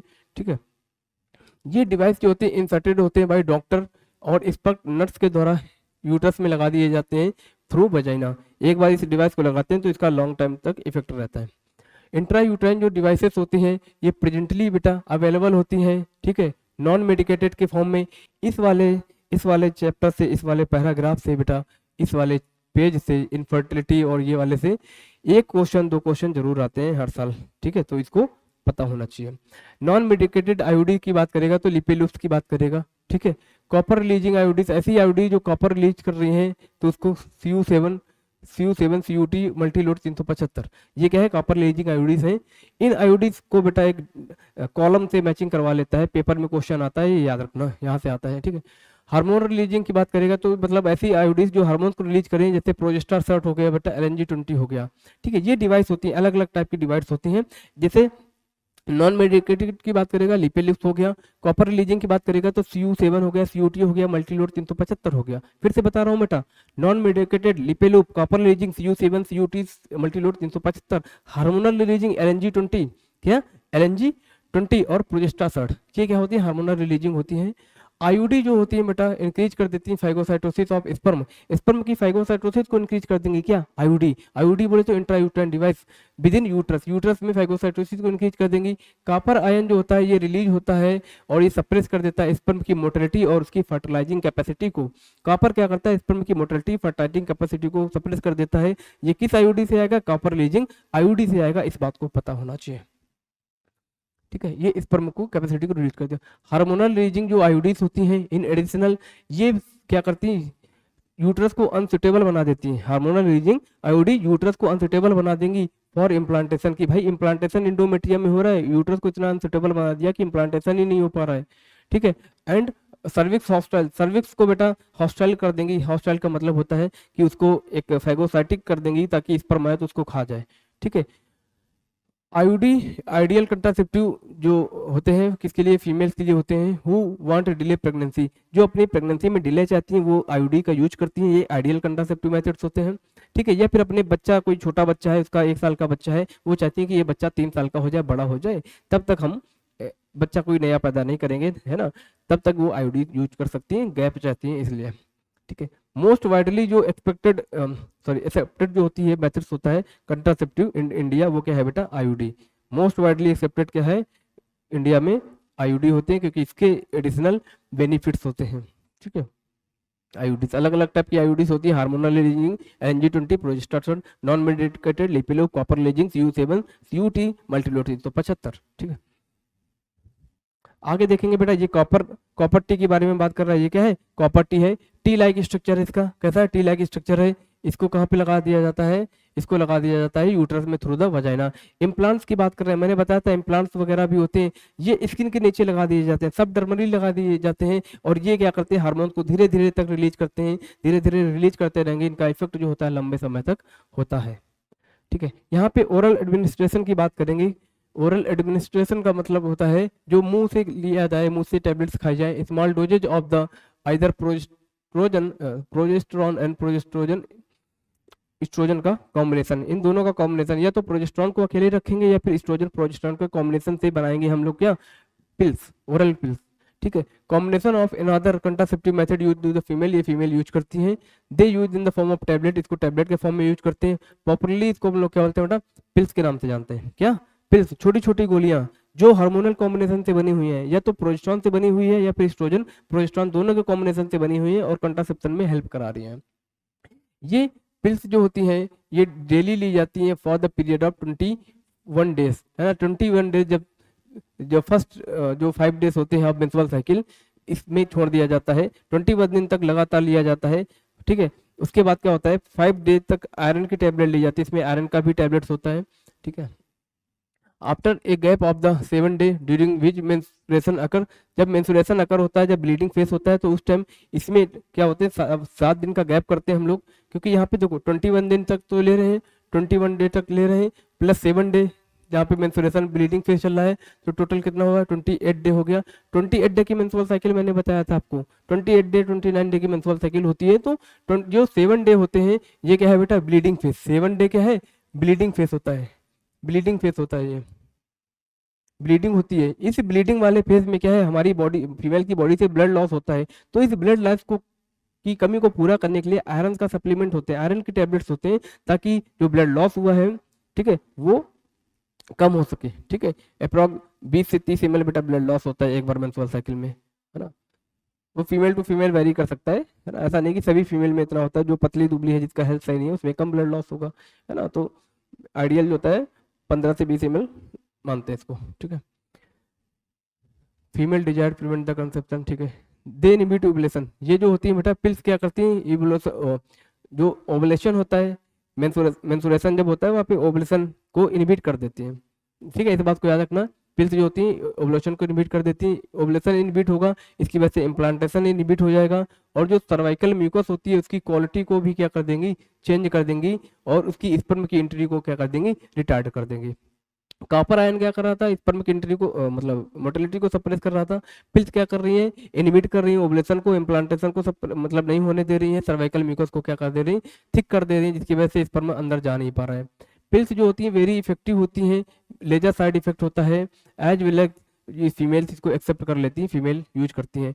एक बेटा सैली जो CDRI मैंने बताया था, सेंटर ड्रग रिसर्च इंस्टीट्यूट जो था, न्यू ओरल कंट्रासेप्टिव बनाया फॉर फीमेल्स के लिए। इसमें क्या था, नॉन स्टेरॉयडल प्रिपरेशन था, इसमें कोई भी स्टेरॉयड हार्मोन्स का प्रिपरेशन नहीं था, नॉन स्टेरॉयडल प्रिपरेशन था। इसमें बेटा सेंट क्रोमोसोम, सेंट क्रोमैन है ना, सेंट क्रोमैन नाम का एक बड़ा सब्सटेंस था, उसका यूज किया जाता था। ठीक है, ये वीक में एक बार लिया जाता है। ये बेटा पिल्स से ज्यादा अच्छी होती है, इसको वीक में एक बार ले लिया, क्योंकि भाई 21 दिन तक इसको लगातार खाना ही, सपोज कोई फीमेल ने गैप कर दिया तो गड़बड़ हो जाएगा काम। ये क्या है, वीक में एक बार खा लो, काम खत्म, कोई दिक्कत नहीं, भूलने का कोई खतरा नहीं। ठीक है, और ये इसके वेरी फ्यू साइड इफेक्ट होते हैं और हाई कंट्रासेप्टिव वैल्यू होती है। ठीक है, इसमें नॉन स्टेरॉयडल प्रिपरेशन होता है। ठीक है, सेंट क्रोमैन इसमें पाए जाते हैं। ठीक है, प्रोजेस्टेरॉन एस्ट्रोजन नहीं पाया जाता है, क्योंकि प्रोजेस्टेरॉन एस्ट्रोजन क्या है, वो स्टेरॉयडल प्रिपरेशन हो गया, स्टेरॉयड वाले हार्मोन्स हो गए वो। ठीक है, प्रोजेस्टेरॉन एलोन या फिर कॉम्बिनेशन विथ एस्ट्रोजन, इसको यूज किया जाता है, फीमेल इंजेक्शन के फॉर्म में भी यूज कराती है, इम्प्लांट के फॉर्म में भी यूज कराती है। अभी इसके पहले जो मैंने डायग्राम बताया था, ये क्या था बेटा, इम्प्लांट का था। इंजेक्शन का फॉर्म का मतलब होता है इंजेक्शन के फॉर्म में लगा लेना बॉडी में। ठीक है, और इम्प्लांट जो होते हैं अंडर स्किन लगाए जाते हैं, आपको मैंने फिगर दिखाया था। देयर मोड ऑफ एक्शन जो होते हैं सिमिलर होते हैं, कैसे, पिल्स की तरीके, जैसे पिल्स काम करती है उसी तरह ये इम्प्लांट भी काम करते हैं, बट इनका जो इफेक्टिव पीरियड्स होता है बेटा वो लंबा होता है, वो लॉन्गर होता है एज कम्पेयर टू पिल्स। इस बात को आप याद रखना कि इम्प्लांट जो होते हैं पिल्स की तरीके काम करते हैं, पिल्स की तरीके मोड ऑफ एक्शन होता है, बट इनका जो इफेक्टिव पीरियड है वो क्या है, लॉन्ग होता है। ठीक है, प्रोजेस्टेरॉन और प्रोजेस्टेरॉन जो कॉम्बिनेशन होते हैं, एस्ट्रोजन का, एस्ट्रोजन प्रोजेस्टेरॉन कॉम्बिनेशन, या प्रोजेस्टेरॉन अकेले, या फिर आयोडीज का बेटा हम लोग 72 हावर्स में क्वार्टर्स के यूज करते हैं। ठीक है, 72 हावर्स क्वार्टर्स में यूज करते हैं, और ये वेरी इफेक्टिव होता है as a emergency contraceptive pills. अरमांटेज 72 का बेटा आपने नाम सुना होगा, वो भी क्या होता है, अरमांटेज 72 जो टैबलेट्स होती है उसको as a emergency contraceptive pills use करते हैं। सपोज किसी ने क्वार्टर्स किया, अब उसको था कि यार मेरे को तो चाइल्ड अभी नहीं चाहिए, है ना, गलती से हो गया, तो बेटा अनवांटेड 72 ले लिया, है ना। तो ऐसे होते हैं। या फिर आईओडी का यूज अगर 72 घंटे, क्वार्टर्स के 72 घंटे के अंदर आईओडी का यूज किया गया है, तो वो भी क्या होती है, इमरजेंसी कंट्रासेप्टिव मेथड की तरीके काम करेंगी, और उसका इफेक्टिव पीरियड मतलब प्रॉपर इफेक्ट कर पाएगा। ठीक है, अब ये क्या होता है, इमरजेंसी कंट्रासेप्टिव वो लोग यूज करते हैं to avoid possible pregnancy due to the rape, casual unprotected intercourse, है ना, किसी का रेप हो गया सपोज, तो उस टाइम उसको, तो भाई रेप जो होता है यार वो तो किसी की मर्जी से नहीं होता ना, है ना, तो बहुत ही गलत बात है, ये इंडिया में हमारे रेप ये सब केसेस हो रहे हैं, बहुत ही गलत बात है बेसिकली। ठीक है, तो यहाँ पे क्या है कि अगर सपोज किसी का रेप हो गया, तो उस टाइम भी तो उसको इमरजेंसी कंट्रासेप्टिव पिल्स की जरूरत है, तो वो तो एस्ट्रोजन प्रोजेस्टेरॉन का कॉम्बिनेशन, या फिर प्रोजेस्टेरॉन का, या फिर आयोडीज का, वो 72 घंटे के अंदर अपना यूज कर लेगी, तो क्या होगा, वो कंट्रासेप्टिव तरीके काम करेगा। ठीक है, और अनप्रोटेक्टेड इंटरकॉर्स का मतलब होता है, जो मैंने बताया कि उन्होंने विदाउट एनी प्रोटेक्शन इंटरकॉर्स कर लिया, और उनको ख्याल आया कि अभी बच्चा अपन को नहीं करना था, 1-2 साल का गैप चाहिए, कुछ चाहिए, इस हिसाब से उन्होंने क्या किया, उस टाइम भी ये यूज की जाती हैं। अब यहाँ पे सर्जिकल मेथड्स की बात करते हैं बेटा। सर्जिकल मेथड्स का मतलब यहाँ पे मेडिकल मेथड हो जाएगा, यहाँ पे सर्जरी चलेगी, है ना, किसी चीज को काटा जाएगा। ठीक है, यहाँ पे इसको हम लोग क्या बोलते हैं, स्टरलाइजेशन मेथड बोलते हैं। जनरली एडवाइस किया जाता है कि इसको ऐसे मेल फीमेल पार्टनर को एडवाइस किया जाता है, जैसे ये क्या है, टर्मिनल मेथड है, जो और प्रेगनेंसी नहीं चाहते हैं और बच्चे नहीं चाहते, तो उसको डॉक्टर बोल देता है कि भाई वैसेक्टॉमी करा लो, है ना। मेल के केस में क्या होता है बेटा, वैसेक्टॉमी होता है। यहाँ पे क्या है, यहाँ पे स्पर्म बन रहा था, यहाँ पे स्पर्म बन रहा था टेस्टिस में, और यहाँ पे क्या हो गया, वास डिफरेंस को आगे कट कर दिया गया। वास डिफरेंस आगे जा रही थी, ये सेमिनल वेसिकल के साथ मिलके यहाँ पे स्पर्म को इधर ले जाने का काम कराएगी। अब इसको हमने कट कर दिया, तो स्पर्म जो है, गैमीट का ट्रांसपोर्ट रुक गया, गैमीट ट्रांसपोर्ट नहीं हो पा रहा। तो यहाँ से एक क्वेश्चन आता है कि वैसेक्टॉमी में या सर्जिकल मेथड्स में क्या गैमीट का फॉर्मेशन रुकता है? नहीं, गैमीट का फॉर्मेशन नहीं रुकता है बेटा, गैमीट का ट्रांसपोर्ट रुकता है। क्या रुकता है? गैमीट का ट्रांसपोर्ट रुकता है। इस बात को याद रखना। वैसेक्टॉमी कहाँ पे होती है? मेल के केस में होती है। और जो ट्यूबेक्टॉमी होती है, ट्यूबेक्टॉमी मतलब यहाँ पे फैलोपियन ट्यूब को कट करते हैं, फैलोपियन ट्यूब को कट करके उसको टाइड अप कर देते हैं, वो कहाँ पे होता है? फीमेल के केस में होता है। यहाँ से ओवरी से एक रिलीज हुआ, फिमराई ने कलेक्ट कर लिया, यहाँ गया, यहाँ गया, यहाँ गया, फैलोपियन ट्यूब को हमने काट दिया एम्पुलर रीजन के पहले ही, है ना। तो यहाँ पे फर्टिलाइजेशन होगा ही नहीं, ठीक है। फर्टिलाइजेशन नहीं होगा तो प्रेगनेंसी होने के चांसेस ही नहीं है। तो ये सारा का सारा बेटा केस होता है, ठीक है। तो सर्जिकल इंटरवेंशन जो होता है, ये क्या करता है? ब्लॉक करता है गैमीट का ट्रांसपोर्ट, गैमीट का ट्रांसपोर्ट ब्लॉक करता है, देयर बाई प्रिवेंट करता है कंसेप्शन। इस वजह से क्या होता है? कंसेप्शन होता है। स्टरलाइजेशन जो प्रोसीजर होता है ये मेल में हम लोग इसको क्या बोलते हैं, वैसेक्टोमी बोलते हैं। इसी तरह फीमेल में क्या होता है, ट्यूबेक्टोमी होता है। वैसेक्टोमी करने के लिए क्या होता है, वैसेक्टोमी कैसे की जाती है बेटा, एक स्मॉल पार्ट जो होता है वास डिफरेंस का, उसको कट कर दिया जाता है, कट करके बाद रिमूव कर दिया जाता है और उसको टाइड अप कर दिया जाता है, बांध दिया जाता है धागे से मतलब ऐसे बांध देते हैं उसको, ठीक है। और स्मॉल इंसिजन जो होता है ये कैसे परफॉर्म किया जाता है, स्मॉल इंसिजन छोटा सा कट लगाया जाता है बेटा स्क्रोटम में, है ना। मेल में वैसेक्टोमी करने के लिए स्मॉल इंसिजन होता है, छोटा सा कट लगेगा स्क्रोटम में, ठीक है। जबकि जो ट्यूबेक्टोमी होता है, ट्यूबेक्टोमी के लिए स्मॉल पार्ट ऑफ जो फैलोपियन ट्यूब होता है इसको रिमूव कर दिया जाता है और टाइड अप कर दिया जाता है। और इसमें जो ट्यूबेक्टोमी होता है वो कैसे होता है, स्मॉल इंसिजन लगता है बेटा एब्डोमेन में या फिर वजाइना के थ्रू होता है बेटा, या फिर वजाइना के थ्रू होता है। मेल के केस में वैसेक्टोमी स्क्रोटम में स्मॉल इंसिजन लगा के, फीमेल के केस में एब्डोमेन में स्मॉल इंसिजन लगा के या फिर वजाइना की हेल्प से, ठीक है। दीज टेक्निक जो होती है बेटा हाईली इफेक्टिव होती हैं but their reversibility is very poor, ठीक है। अगर सपोज किसी ने वैसेक्टोमी ट्यूबेक्टोमी करा ली तो वो फिर से मम्मी पापा नहीं बन सकता है, फिर से पेरेंट्स नहीं बन सकता है, क्योंकि ये कैसे सर्जिकल मेथड्स है, ठीक है। चलो, it need to emphasized to selection of the suitable contraceptive methods, ठीक है, should be always undertaken the consultation with the qualified medical professionals, है ना। आपको कंट्रासेप्टिव मेथड लेने से पहले, कंट्रासेप्टिव का यूज करने से पहले, ठीक है, अगर आप कोई ऐसा कॉम्बिनेशन केमिकल कॉम्बिनेशन का यूज कर रहे हैं, है ना, तो मैं बैरियर मेथड की बात नहीं कर रहा हूँ कि आपने कंडोम यूज करना है तो आप उनको डॉक्टर के पास नहीं जाना है कि भैया आज मैं कंडोम यूज कर लूँ क्या, ऐसा नहीं करना है ना। कंट्रासेप्टिव मेथड जो बैरियर मेथड है उनका यूज कर लेना है, कोई दिक्कत नहीं, वो आपको प्राइवेसी के लिए ही बनाया गया है कि आपकी प्राइवेसी को मेंटेन रखें। बट ऐसा कोई कॉम्बिनेशन, कोई कंट्रासेप्टिव मेथड है जिसमें केमिकल्स है, ठीक है, तो उसको लेने के पहले एक बार क्या करना चाहिए, डॉक्टर से कंसल्ट करना चाहिए कि सर मेरे को ऐसी ऐसी प्रॉब्लम्स है, मुझे अभी चाइल्ड नहीं चाहिए, अब मैं थोड़ा गैप चाहता हूँ, ऐसा ऐसा, तो आपको वो डॉक्टर एक अच्छा कंसल्ट करेंगे, है ना, अच्छी चीज़ों को बताएगा कि हाँ आपके लिए ये बेटर है, आप ये टेक्निक यूज करो, ठीक है, समझ गए ना। हाँ, one must also remember that contraceptive are not regular requirement for the maintenance of the reproductive health। हाँ, कंट्रासेप्टिव मेथड का ये ऐसा भी नहीं कि भाई कंट्रासेप्टिव आपको मेथड चाहिए ही चाहिए, है ना। रिप्रोडक्टिव हेल्थ करने के लिए कंट्रासेप्टिव मेथड का जरूरी होता है जब एक टाइम तक, है ना, जब आपको बेबी वगैरह नहीं चाहिए तब। ऐसा नहीं कि आप हमेशा कंट्रासेप्टिव पूरी लाइफ यूज करे चले जा रहे हैं भाई, आपको क्या करना है, प्रॉपर तरीके से चीज़ों को मैनेज करना है, ठीक है। आपको बेबी कब करना है कब नहीं करना है वो आपकी जिम्मेदारी है, आपको समझना है। बट ये हेल्दी रहने के लिए आपको कॉन्ट्रासेप्टिव का यूज नहीं करना है, आप बैरियर मेथड का यूज करो यार, बेटर है, बैरियर मेथड इज बेटर, ठीक है। They practice against the natural reproductive events, ठीक है। Contraception pregnancy for use for those method other be prevented pregnancy और डिले द स्पेस, ये सिर्फ उसके लिए है जो प्रेगनेंसी चाहता है, मतलब डिले चाहता है कि अभी नहीं करना है, या फिर वो प्रेगनेंसी नहीं चाहता है, ठीक है। नॉर्मल रिप्रोडक्टिव लाइफ के लिए अपन को कंट्रासेप्टिव का यूज नहीं करना है ड्यू टू पर्सनल रीजन, ठीक है। No doubt we wider spread use of the method have been the significant role in checking the uncontrol growth of the population. इनकी वजह से क्या हुआ बेटा, पॉपुलेशन में कंट्रोल लाया गया, ठीक है, पॉपुलेशन कंट्रोल होती है, ठीक है। अब इसके क्या होते हैं, हाउएवर पॉसिबल इल इफेक्ट जो हो जाते हैं, जैसे नोजिया होना, एब्डोमिनल पेन होना, ब्रेक थ्रू द ब्लीडिंग होना, है ना, ब्रेक थ्रू द ब्लीडिंग होना, इरेगुलर मेंस्ट्रुअल साइकिल होना, ब्लीडिंग होना, इवन ब्रेस्ट कैंसर तक हो सकता है थ्रू नॉट वेरी सिग्निफिकेंट मट शुड बी टोटली इग्नोरेंस, है ना। तो इससे क्या होता है कि कंट्रासेप्टिव मेथड से ये अपन को प्रॉब्लम देखने को मिल सकती है। ऐसा नहीं कि ये सब में होता है यार, है ना, किसी किसी में हो गया, है ना, तो आप इसको टोटली इग्नोर नहीं कर सकते कि अपन को भाई पता है कि इसके कोई साइड इफेक्ट नहीं होते, ये हो सकते हैं बट जरूरी नहीं कि होंगे ही, समझ रहे हो ना। हाँ, बट आपको माइंड में रखना चाहिए।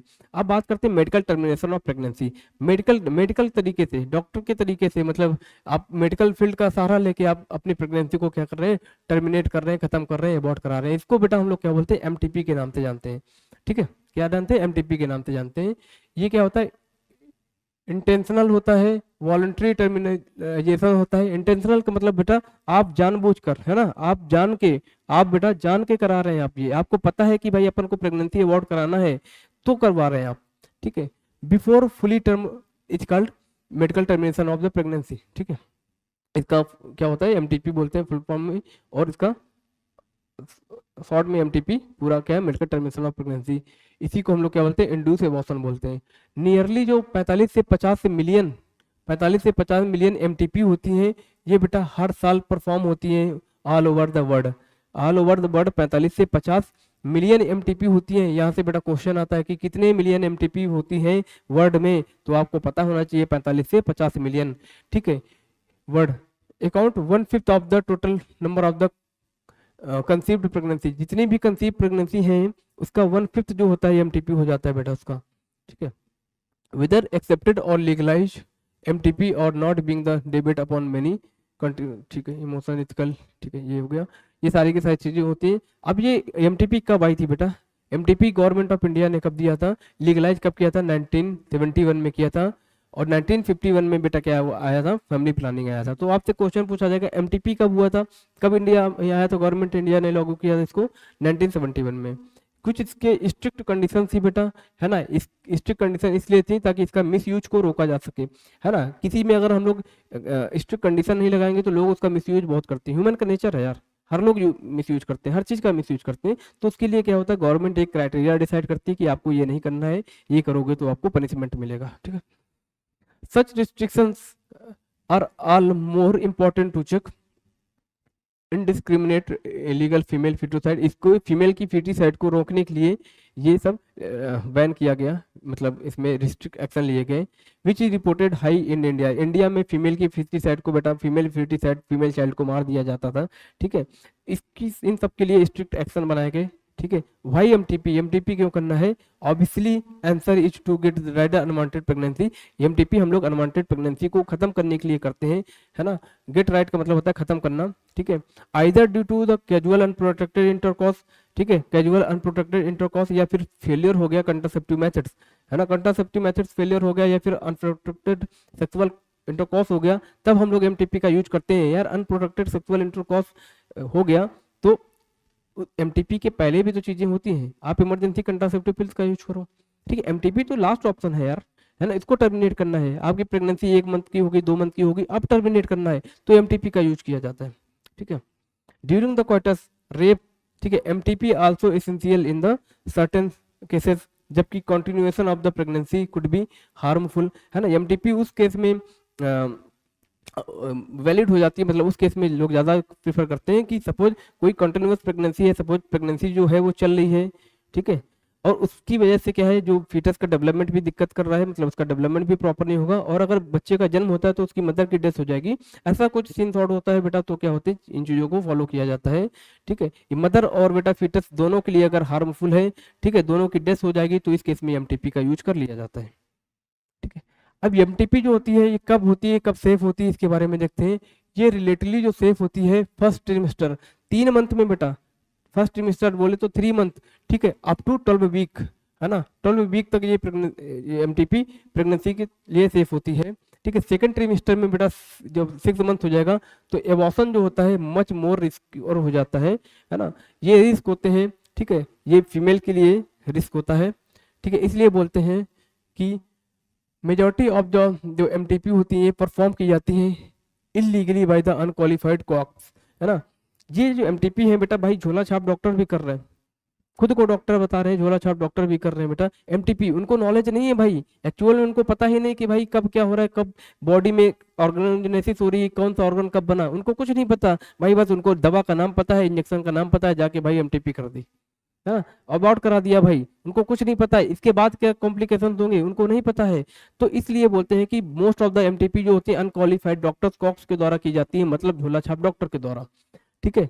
जो कि नॉट ओनली अनसेफ, जबकि ये अनसेफ के अलावा भी क्या होता है बेटा, ये फेटल हो सकता है, जानलेवा हो सकता है, घातक हो सकता है। सपोज कोई फीमेल गई बेचारी एमटीपी करवाने, उसको किसी वजह से प्रेगनेंसी नहीं कंटिन्यूस करनी है, कोई प्रॉब्लम है, पर्सनल इश्यूज है ना, कुछ भी है, वो गई एमटीपी कराने, भाई कॉक झोला छाप डॉक्टर ने उसकी एमटीपी करी और क्या हुआ, उसकी बेचारी की डेथ हो गई, ये तो बहुत गलत हो गया ना। इसलिए गवर्नमेंट ने इसके लिए क्या बनाया, कुछ रूल एंड रेगुलेशंस बनाया कि आपको कब एमटीपी करानी है, कब एमटीपी नहीं करानी है, ठीक है। अनदर डेंजरस ट्रेंड जो मिस यूज ऑफ द इम्यूनोसेंटेसिस जो था, ये सेक्स डिटरमाइन के लिए यूज कर रहे थे, अनबॉर्न चाइल्ड का सेक्स डिटरमाइन कर रहे थे इम्यूनोसेंटेसिस से, इसके भी मिस यूज को रोका गया, ठीक है।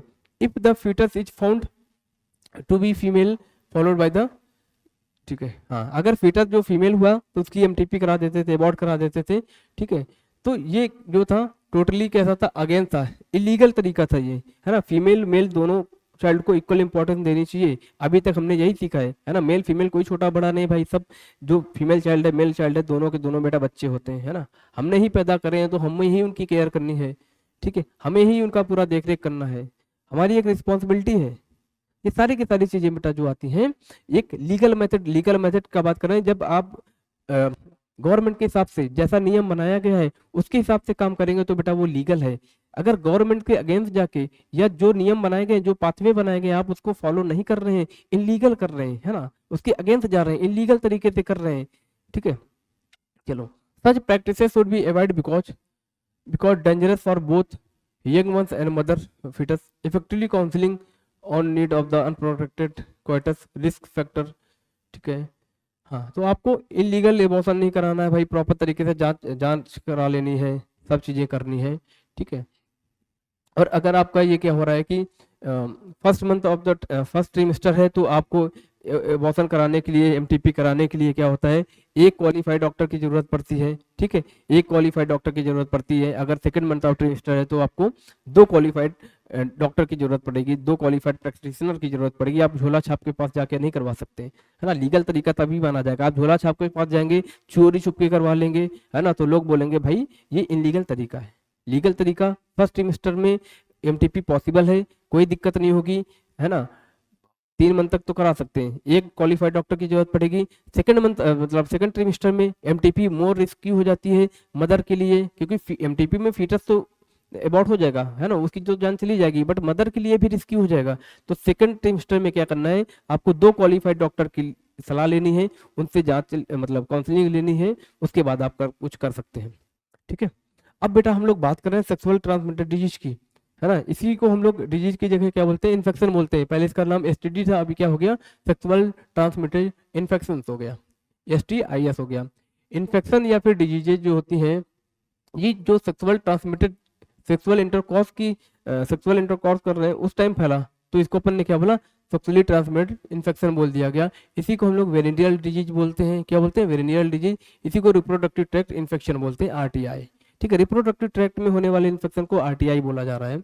जैसे गोनेरिया हो गया, क्या हो गया, गोनेरिया हो गया, सिफिलिस हो गया, जेनाइटल हर्पीज हो गया, क्लेमाइडियासिस हो गया, जेनाइटल वर्स हो गया, ठीक है, ट्राइकोमोनियासिस हो गया, हेपेटाइटिस बी हो गया, ठीक है, ये सारी की सारी चीजें, ठीक है। ये HIV जो होता है, HIV लीडिंग एड्स, HIV से क्या होता है बेटा, एड्स होता है। HIV एक वायरस है, ह्यूमन इम्यूनो वायरस, ठीक है। इससे होने वाली बीमारी क्या है, एड्स है, acquired immuno deficiency syndrome. AIDS क्या है, बीमारी है, HIV क्या है, उसका वायरस है, ठीक है। सम कॉमन क्या होते हैं, STI के बारे में बताया गया है। HIV इन्फेक्शन जो होता है ये मोस्ट डेंजरस होता है बेटा, क्या है, मोस्ट डेंजरस होता है, ठीक है। आपको पढ़ाया जाएगा ह्यूमन हेल्थ एंड डिजीज में कि ये क्या होता है, कैसे होता है, ठीक है। यहाँ पे बोला जा रहा है some of these infection hepatitis B, जैसे hepatitis B, HIV can be also transmitted through the sharing of the infected needle, है ना। इन्फेक्टेड नीडल्स जो सपोज किसी को HIV है, उसका ब्लड लिया गया उस नीडल से और किसी दूसरे पर्सन को उसी नीडल से ब्लड लगा दिया, मतलब इंजेक्शन लगा दिया गया, तो क्या हो जाएगा, उसको भी इन्फेक्शन हो जाएगा। तो हेपेटाइटिस बी और HIV कैसी होती है, ये इंजेक्शन नीडल से क्या होती है, ट्रांसफर हो जाती है, ट्रांसमिटेड होती है, इस बात को याद रखना। सर्जिकल इंस्ट्रूमेंट्स जो होते हैं, ठीक है, सपोज किसी का ऑपरेशन हुआ, किसी का ऑपरेशन होने के बाद क्या होगा, वो HIV से ग्रसित था, उसका इंस्ट्रूमेंट बिना धुले किसी को यूज कर लिया गया तो उसको भी इन्फेक्शन हो जाएगा। इन्फेक्टेड पर्सन का यूज हुआ है तो हो जाएगा। Transfusion of the blood transfusion की वजह से हो सकता है, from infected mother to child में भी जा सकता है, फीटस में भी जा सकता है। अब यहाँ पे बोला जा रहा है except hepatitis B, genital herpes और HIV, इन तीनों के अलावा अदर जो बेटा डिजीजेज हैं ये कम्प्लीटली क्यूरेबल है, अगर आप इसको अर्ली डिटेक्ट कर लेते हैं और प्रॉपर ट्रीटमेंट ले लेते हैं तब तो सही हो जाएंगी। बट हेपेटाइटिस बी कौन सी, ये मैं अलग से लिख देता हूँ, यहाँ से क्वेश्चन आता है। हेपेटाइटिस बी हो गया और क्या है, जेनाइटल हर्पीज हो गया, जेनाइटल हर्पीज हो गया और एड्स हो गया, मतलब HIV हो गया, ठीक है। HIV ये जो होती हैं ये क्यूरेबल नहीं होती हैं, ये नॉट कंप्लीटली क्यूरेबल, नॉट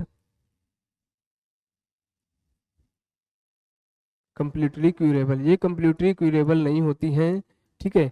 इसके अलावा जो होती हैं बेटा अदर, वो क्या होती हैं, कंप्लीटली क्यूरेबल होती हैं अगर उसका प्रॉपर अर्ली डिटेक्शन हो गया, आपने प्रॉपर ट्रीटमेंट ले लिया तो, ठीक है। अर्ली सिम्टम्स जो होते हैं इनके क्या होते हैं, माइनर होते हैं, जैसे इचिंग वगैरह हो गई, फ्लूइड डिस्चार्ज हो गया, स्लाइट पेन हो गया, स्वेलिंग हो गई, जेनिटल रीजन पे होगा, ये सारे के सारे। इन्फेक्टेड फीमेल्स में ऑप्टेन एसिम्प्टोमेट्स, है ना, एसिम्प्टोमेटिक होता है, ठीक है, मे रिमेन अनडिटेक्टेड लॉन्ग, ठीक है। लंबे समय तक जो फीमेल होगी ये इसमें सिम्टम्स क्या होंगे देखने को नहीं मिलेंगे, वो अनडिटेक्टेड रह सकते हैं, ठीक है, ठीक है। या तो सिम्टम्स होंगे absence और less significant symptoms, early stage infection, social stigma, ठीक है। देखो क्या है कि ये सिम्टम्स किसी किसी फीमेल्स में देखने को मिलेंगे, है ना, कभी कभी क्या होता है लंबे समय तक अनडिटेक्टेड रह सकते हैं। अब इसको क्या है, अगर इन्फेक्शन हुआ है तो आपको टाइमली डिटेक्शन कराना चाहिए, प्रॉपर ट्रीटमेंट लेना चाहिए, ठीक है, और ताकि आपको आगे चल के कॉम्प्लिकेशन ना हो। आगे चल के कॉम्प्लिकेशन जो होते हैं वो क्या होते हैं बेटा, पेल्विक इन्फ्लामेशन डिजीज हो जाती है, जिसको अपन क्या बोलते हैं, पीआईडी बोलते हैं। एबॉर्शन हो जाएगा, स्टिल बर्थ हो जाएगी, मरा हुआ बच्चा पैदा होना मतलब स्टिल बर्थ, एक्टोपिक प्रेगनेंसी हो जाएगी, इनफर्टिलिटी तक हो सकती है बेटा आपको, इवन कैंसर भी हो जाएगा रिप्रोडक्टिव ट्रैक्ट का, अगर आपने इनिशियल में आपने जांच नहीं कराई, प्रॉपर ट्रीटमेंट नहीं लिया, तो लेटर फेज ऑफ द ये सेक्सुअल ट्रांसमिटेड इन्फेक्शन क्या होगा, आपको प्रॉब्लम देखने को मिलेंगे, है ना। जो एसटीआई होता है मेजर थ्रेट होता है हेल्दी सोसाइटी के लिए, कि भाई जो सेक्सुअल ट्रांसमिटेड इन्फेक्शन है ये सोसाइटी के लिए क्या है, मेजर थ्रेट है, खतरा है, ठीक है। देयरफॉर इसको प्रिवेंशन करना है, अर्ली डिटेक्शन कराना है, इसकी क्योर करना है, ये प्राइम क्या होता है कंसिडरेशन में लेना चाहिए under the reproductive health care, ठीक है। आपको हेल्थ केयर अपनी हेल्थ को, अगर ऐसा कोई शंका हो रही है कि आपको भाई सेक्सुअल ट्रांसमिटेड इन्फेक्शन हो गया, तो आप उसका प्रॉपर जांच कराओ, ट्रीटमेंट लो उसका, ठीक है। थ्रू ऑल पर्सन वनरेबल, सारे के सारे पर्सन वनरेबल होते हैं इन इन्फेक्शन से, their incidence reported in the very high among the person age group of the 15 से 15 टू 24 ईयर, है ना। ये सभी पर्सन जो होते हैं उनको एसटीआई हो सकती है, सेक्सुअल ट्रांसमिटेड इन्फेक्शन हो सकते हैं, बट बेटा 15 टू 24 ईयर जो होती है ये एडोलेसेंस वाली एज होती है। यहाँ पे हम लोग, हमारी बॉडी में बहुत सारे हार्मोनल चेंजमेंट होते हैं, तो हमको बहुत सारी क्यूरियोसिटी होती है कि भाई सेक्सुअल कॉन्टेक्ट बना के देखें कैसा लगेगा, है ना। इस पर्सन के साथ सेक्सुअल कॉन्टेक्ट कर लें, आज इस पर्सन के साथ सेक्सुअल कॉन्टेक्ट कर लें, बट आपको नहीं पता बेटा कौन सा पर्सन सेक्सुअल ट्रांसमिटेड इन्फेक्शन से ग्रसित है।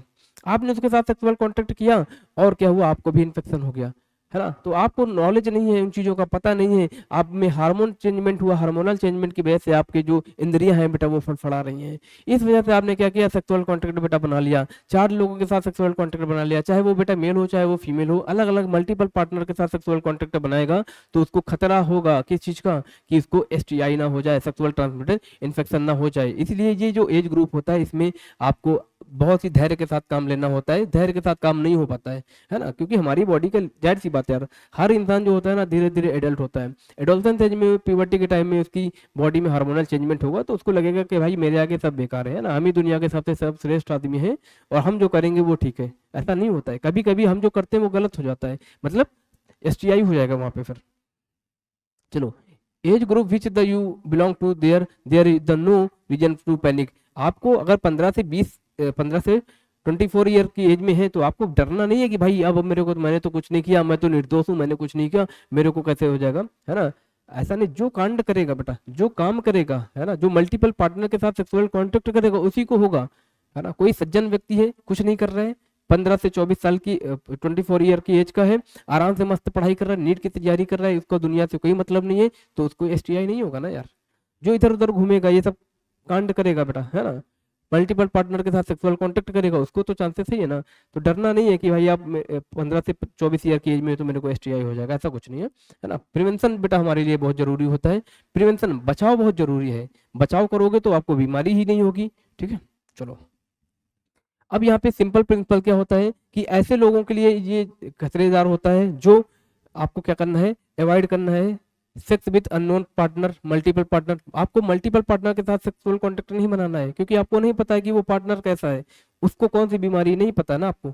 Always try to use condom, अब आपको हमेशा कॉन्डोम का यूज करना है ड्यूरिंग क्वार्टर, जब आप सेक्सुअल कॉन्टेक्ट करने जा रहे हैं तो बेटा कॉन्डोम का यूज करो, ये एसटीआई से तो बचाता ही और कॉन्ट्रासेप्टिव की तरह भी हेल्प कराता है ना, बैरियर मेथड होता है। In case of the doubt, अगर आपको डाउट है तो आप अपने क्वालिफाइड डॉक्टर के पास जाइए और अर्ली डिटेक्शन कराइए और गेट कंप्लीट ट्रीटमेंट, है ना। डायग्नोसिस के बाद में जब डॉक्टर बोले कि भाई आपको एचआईवी हो गया है, आपको एड्स हो गया है ना, आपका एचआईवी वायरस आपके बॉडी में एचआईवी वायरस आ गया है, आपको एड्स हो गया है, तब आप उसका प्रॉपर ट्रीटमेंट लो, डॉक्टर आपको डायग्नोस करेगा, प्रॉपर तरीके से आपका इलाज करेगा। तो डरने की बात नहीं है यार, ठीक है। ये सारी की सारी चीजें पॉसिबल हैं। अब यहाँ पे इनफर्टिलिटी की बात करते हैं बेटा। इनफर्टिलिटी क्या होता है? इनफर्टिलिटी का मतलब होता है जिसमें बेटा बच्चे पैदा नहीं हो पा रहे हैं, जो पेरेंट्स नहीं बन पा रहे हैं, किसी भी रीजन से बेटा। मेल में भी प्रॉब्लम हो सकती है, फीमेल में भी प्रॉब्लम हो सकती है, बट हमारे समाज में ऐसा क्या नियम बन गया है ना यार, लोग फीमेल को ही बोलते हैं कि नहीं यार इसके अंदर प्रॉब्लम है, इस फीमेल के अंदर प्रॉब्लम है, ये बच्चे पैदा नहीं कर पा रही है, मेरा बेटा तो ठीक है ना, मैं तो ठीक हूँ, मैं तो मेल हूँ, मेरे को भाई कोई दिक्कत नहीं, मैं तो बिल्कुल परफेक्ट आदमी हूँ। ऐसा नहीं है यार, है ना। सबके अंदर प्रॉब्लम हो सकती है, सबके अंदर दिक्कतें हो सकती हैं। तो सिर्फ फीमेल को ही बेटा दोषी ठहराया जाता है हमारे समाज में, ये टोटली गलत बात है भाई। प्रॉब्लम मेल में भी हो सकती है। सपोज कोई ऐसा मेल है बेटा जिसका इरेक्टाइल डिस्फंक्शन है, पेनिस ही नहीं इरेक्ट हो रहा है यार, है ना, पेनिस ही इरेक्ट नहीं हो रहा है, तो वो इंसेमिनेशन क्या कराएगा? तो प्रॉब्लम तो किसकी होगी? मेल की होगी ना। सपोज किसी ने बेटा इतना स्मोकिंग करा, इतने बेटा ड्रग्स वगैरह लिए कि उसकी जो सेक्सुअल पावर थी वही खत्म हो गई, है ना, उसकी डिजायर ही खत्म हो गई मेल की, तो वो भी क्या है, वो सेक्स नहीं कर पा रहा है ना। उसके जो स्पर्म है उसका काउंट बेटा कम हो गया, है ना, स्पर्म की क्वालिटी खराब हो गई, तो ये प्रॉब्लम तो मेल की हुई ना यार, फीमेल की कहाँ से हो जाएगी? ठीक है, तो मेल फीमेल दोनों में प्रॉब्लम हो सकता है। ठीक है, फीमेल है, सपोज फीमेल में कोई प्रॉब्लम है, किसी में प्रॉब्लम ये है कि उनमें जो गैमेट का फॉर्मेशन प्रॉपर तरीके से नहीं हो पा रहा है, बट उसमें क्या होता है, सुटेबल एनवायरनमेंट वो यूट्रस में दे पा रही है किसी अदर से गैमेट लेके, है ना, फर्टिलाइजेशन करा के उस बॉडी फीमेल की बॉडी में डाला जाता है। अभी आपको बताऊंगा अभी आगे, है ना। अब यहाँ पे क्या है, रिप्रोडक्टिव हेल्थ, ये discuss on reproductive health incomplete without the mention infertility. Infertility को पढ़े हुए, है ना, आप सोचो रिप्रोडक्टिव हेल्थ पढ़ रहे हैं और हेल्थ में हम इनफर्टिलिटी को ना पढ़े, ऐसा नहीं हो सकता है। इसको जानना बेटा जरूरी है। A large number of couple all over the world, include India, are infertile। हमारे इंडिया में लार्ज नंबर ऑफ जो कपल हैं, इंक्लूडिंग, है ना, ये हमारे क्या है, वर्ड में इंडिया को भी इंक्लूड करके क्या है, large number of couple infertile है, मतलब वो बच्चे पैदा नहीं कर पा रहे हैं ड्यू टू सम रीजंस। ठीक है, they are unable to produce child in spite of unprotected sexual cohabitation. ठीक है, इन्होंने क्या किया, कोई भी मेथड का यूज नहीं किया, कोई भी बैरियर मेथड, कोई भी कंट्रासेप्टिव का यूज नहीं किया, फिर भी ये सेक्सुअल कांटेक्ट कर रहे हैं, फर्टाइल टाइम पे कर रहे हैं, फर्टाइल ओवुलेटरी फेज पे कर रहे हैं, 1 साल 2 साल तक सेक्सुअल कांटेक्ट किया, फिर भी बेटा बच्चे पैदा नहीं हो रहे हैं। इसका मतलब है कि इनके अंदर क्या है, इनफर्टिलिटी है। ऐसा नहीं, आपको फर्टाइल पीरियड पे ही करना है, ओवुलेटरी फेज हुआ है उसी टाइम में सेक्सुअल कांटेक्ट करना है, राइट तरीके से, सही तरीके से सेक्सुअल कांटेक्ट कर रहे हैं आप, फिर भी अगर आपको 1 साल तक बच्चे नहीं हो रहे, तो आपको अपना हेल्थ चेकअप कराना चाहिए, वो चाहे मेल हो चाहे वो फीमेल हो, सबके साथ ये प्रॉब्लम हो सकती है। तो इतना डरने की कोई बात नहीं है, ये सारी की सारी चीज़ों के लिए पॉसिबल है। सारी की सारी मेडिकल फैसिलिटी हमारी इतनी एडवांस हो गई है कि आजकल हर चीज़ पॉसिबल है ना। नेचुरल तरीके से नहीं होता है तो आप आर्टिफिशियल तरीके से बेटा बच्चे अडॉप्ट कर सकते हैं या फिर अडॉप्ट कर सकते हैं, है ना। Adaptation is the best method, है ना। कोई अनाथ बच्चा है, आप उसको अडॉप्ट कर लो, उस बच्चे को क्या होगा, उसके पेरेंट्स मिल जाएंगे, है ना, आप उसके पेरेंट के तरीके ख्याल करोगे और आपको जो बच्चा चाहिए था वो मिल जाएगा। समझ रहे हो ना बात को मेरी? हाँ, आगे देखो, this reason for the could be many physical, ये फिजिकल भी हो सकते हैं, कंजेनाइटल भी हो सकते हैं, डिजीज की वजह से हो सकता है, ड्रग्स की वजह से हो सकती है, या फिर इम्यूनोलॉजिकल इवन साइकोलॉजिकल भी प्रॉब्लम्स हो सकती है ना। ये कैसे, फिजिकल भी हो सकती है, साइकोलॉजिकल प्रॉब्लम हो सकती है, डिजीज की वजह से हो सकती है, ड्रग्स की वजह से हो सकती है, कंजेनाइटल हो सकती है। कंजेनाइटल का मतलब जो जन्मजात हो, है ना, पैदा होते ही हमको कोई प्रॉब्लम हो। हमारी सोसाइटी में क्या करते हैं, फीमेल को सिर्फ ब्लेम करते हैं कि ये चाइल्डलेस है, ये बच्चे पैदा नहीं कर पा रही है, बट ये जो प्रॉब्लम्स है बेटा फीमेल्स में अकेले नहीं है, ये प्रॉब्लम मेल में भी हो सकती है। ठीक है, स्पेशलाइज्ड हेल्थ केयर जो यूनिट्स होती हैं, इनफर्टिलिटी क्लिनिक्स होती हैं, ये बेटा हेल्प करती हैं डायग्नोस करने में और करेक्ट ट्रीटमेंट प्रोवाइड कराने में। ऐसे कोई डिसऑर्डर्स हैं जिसकी वजह से कपल प्रेगनेंसी नहीं कर पा रहे हैं, चाइल्ड बर्थ नहीं कर पा रहे हैं, उनकी इनफर्टिलिटी क्लिनिक्स जो होती हैं उनको प्रॉपर डायग्नोस करती हैं, उनका ट्रीटमेंट करती हैं और उनको भी पेरेंटहुड बनने का मौका मिलता है ना। However such where correction not possible, अगर करेक्शन पॉसिबल नहीं है, सपोज उन्होंने क्लिनिक पे जाके अपना चेकअप कराया, सब चीज कराया, फिर भी पॉसिबल नहीं है, तो क्या होते हैं उसके लिए, क्या होते हैं, असिस्टेड होते हैं, assisted to have children through the certain special technique. कुछ स्पेशल टेक्निक्स होती हैं जिसको हम लोग क्या बोलते हैं, असिस्टेड रिप्रोडक्टिव टेक्निक बोलते हैं, ART के नाम से भी जानते हैं। ये कब होता है? जब नेचुरल तरीके से पॉसिबल नहीं होता तो हम लोग ART का यूज करते हैं, असिस्टेड रिप्रोडक्टिव टेक्निक। अब इसके अंतर्गत कई सारे मेथड्स आते हैं, जैसे बेटा मेथड्स का नाम क्या है? In vitro fertilisation. क्या होता है? इन विट्रो फर्टिलाइजेशन, जिसको हम लोग क्या बोलते हैं? IVF बोलते हैं। इन विट्रो का मतलब होता है आउटसाइड, इन विट्रो का मतलब होता है आउटसाइड, बॉडी के बाहर जो फर्टिलाइजेशन हो रहा है वो इन विट्रो फर्टिलाइजेशन, मतलब लैब में बेटा जाइगोट बनाया जाएगा, लैब में फर्टिलाइजेशन करा के आगे बॉडी में डाला जाएगा, इसको हम लोग इन विट्रो फर्टिलाइजेशन बोलते हैं। सिमिलर कंडीशन रखी जाती है जैसा कि बॉडी के अंदर होता है, जैसे एम्ब्रियो ट्रांसफर, एम्ब्रियो ट्रांसफर को हम लोग ET बोलते हैं।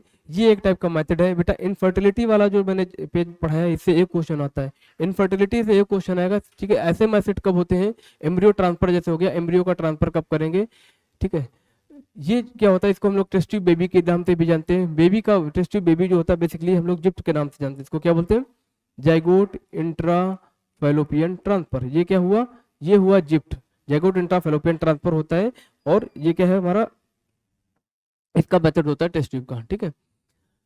अब इसमें क्या करते हैं हम लोग? ओवा लेते हैं फ्रॉम वाइफ से और डोनर फीमेल से लेते हैं, ठीक है। और स्पर्म लेते हैं फ्रॉम हस्बैंड से, या फिर कहाँ से लेंगे? डोनर से लेंगे, ठीक है, डोनर से लेंगे। और इसको कलेक्ट कर लेते हैं और एक जाइगोट को इंड्यूस करते हैं अंडर द साइमल्टेनियस कंडीशन, है ना, सिमुलेटेड कंडीशन जो होती है लेबोरेटरी में रखते हैं।